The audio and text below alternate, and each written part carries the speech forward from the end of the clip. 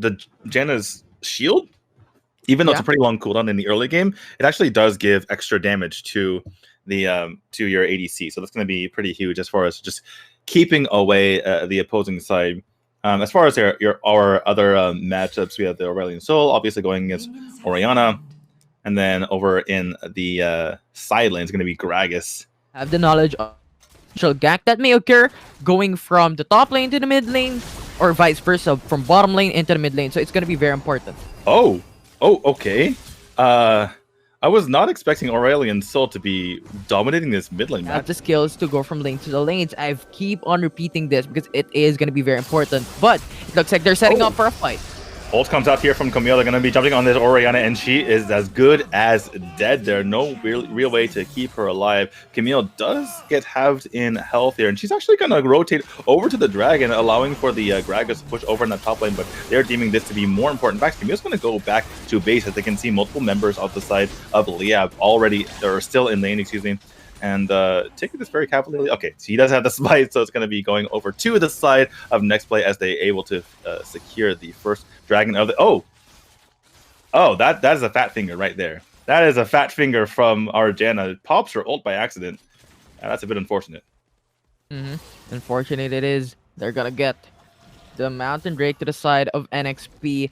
And yeah, it's just a matter of methodological play coming in from Nexplay Esports, right? They've taken the Orianna kill from the mid lane, and with Orianna out, there is no potential AoE. Immediately recognize that they're going to go for a potential 3-for-1 gank here, but looks like Lee Sin is not going to commit. Realizes that Aurelion Sol was going to be on the way, but they're abusing their position. Oh, here comes the Lee Sin jumping onto the Aurelion Sol. He's going to have to try to get out of there. The ult comes out from both players, and he gets popped off. He gets knocked out of existence by the ult from Orianna. The ult comes out from Jinx as well, but unable to finish off those members. Lee Sin's going to be a little bit greedy and take Orianna's fruit, but they're going to be perfectly fine. Oh, never mind. Excuse me. They're not going to be fine. In comes the Camille as well as the Olaf. Lee Sin tries to re-engage onto the Camille, try to get at least one kill before he dies, but he's going to die nonetheless, as they're going to turn their targets over to the Riptail.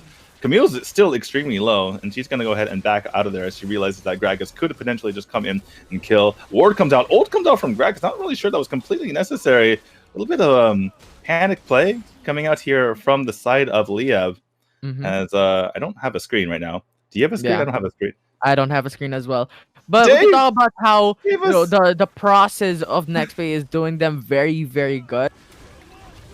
Sorry about that. We have a little bit of tech issue over here, so a little bit of screen problem. We're disconnecting and reconnecting back up right here. Yeah. As I was saying, it was like perfect. They been dominating this game thus far. Although the Infernal Drake is now open, this is going to be very important for any of these teams. This is going to produce percentage bonus damage for the one who takes it. So it's going to be the contest. It's going to be the take. But actually very interesting that Liyab Esports just freely let it go for the side of Nexplay Esports, considering that Camille wasn't there as well. So yeah, interesting. Yeah, it looks like Liyab are playing this very passively. Not sure if they could have contested that properly, but certainly something to keep in mind. But that all aside, it looks like Olaf is on the chase. Oh my goodness, that is 3 members dropping in a matter of seconds, and it looks like Orianna is going to drop as well. All right, it looks like giving up the dragon didn't matter in the end. That passive play actually hurt them because 4 members go down in quick succession. Olaf showing how powerful he can be. Oh, and there's Riptail. That answers our question. Riptail's going to go backwards into the turret. And yeah, it turns out not being susceptible to crowd control is really good, Infinity. That Olaf they're just putting on a masterclass here. Liyab playing very passive, though. What do you think about that? Just overall this game, I mean. For Camille? No. Liyab has been playing this game extremely passive from the beginning. I just wonder what you think about that.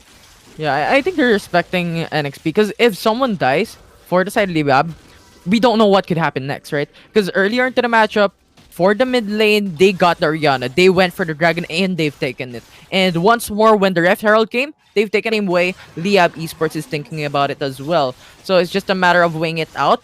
And at this point in time, Liyab Esports has a lot of risks involved in this game. Yeah, for sure.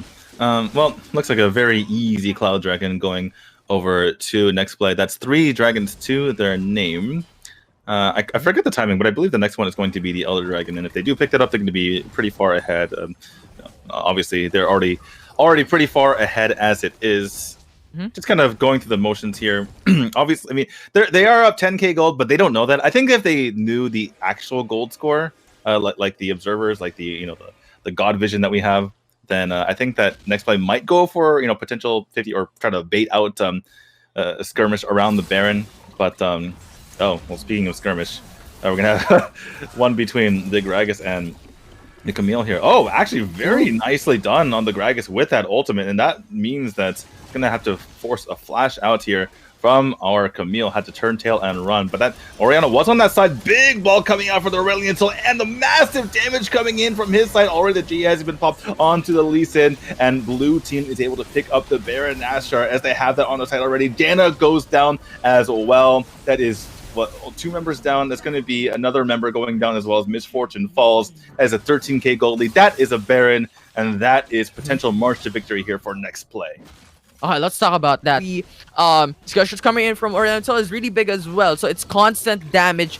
Its CC potentials against Liyab Esports is taking them down. So it's a matter of baiting out the enemy team and getting the benefit out of it. Oh boy. Okay, we're taking a look at Jinx's build here.